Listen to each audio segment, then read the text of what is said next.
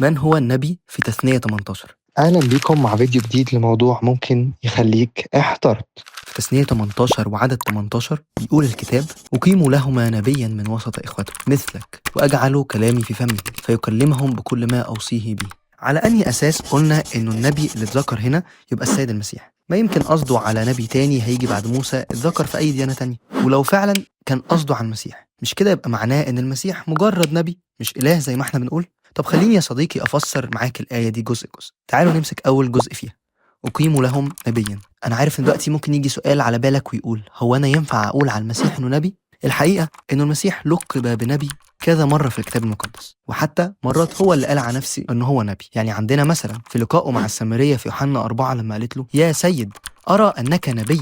المسيح ما اعترضش على كلامها، مع إنه كان ممكن ببساطة ينفي يقول إن هو مش نبي. وكمان لما قال: لأنه لا يمكن أن يهلك نبي خارجا عن أورشليم، كان هنا هو بيتكلم عن نفسه. ولما قال: ليس نبي بلا كرامة إلا في وطنه، كان هنا برضو المسيح بيتكلم عن نفسه.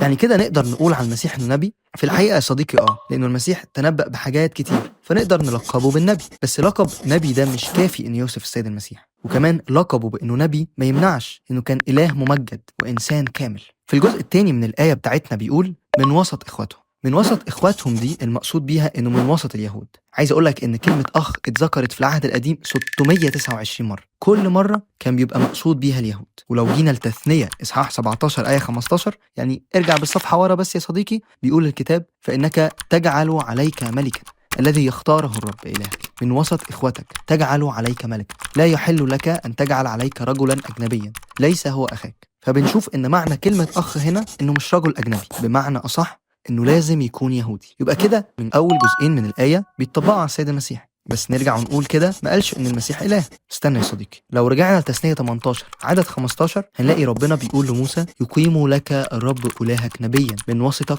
من إخوتك مثلي. يعني هي نفس الآية بس بتغيير بسيط، وهو إنه في آية 15 قال مثلي، وفي آية 18 قال مثلك. طيب ده معناه إيه؟ أنا عارف إنك اتلخبطت، بس ركز معايا. دي معناها إنه لازم يكون إنسان زي موسى، مش بس إله مبتعد عن الطبيعة الإنسانية وبيعمل آيات وعجائب وحاجات سوبر ناتشورال كده وخلاص. وبكده نبقى فهمنا الآية وعرفنا إنه ما ينفعش حد ينطبق عليه لقب إنه يبقى نبي وإله وإنسان غير السيد المسيح اللي لبس جسدنا عشان يخلصنا. في نهاية الفيديو يا عزيزي، لو عندك أي سؤال اكتبه لنا في الكومنتس، ونشوفكم في فيديو جديد من فيديوهات احترت.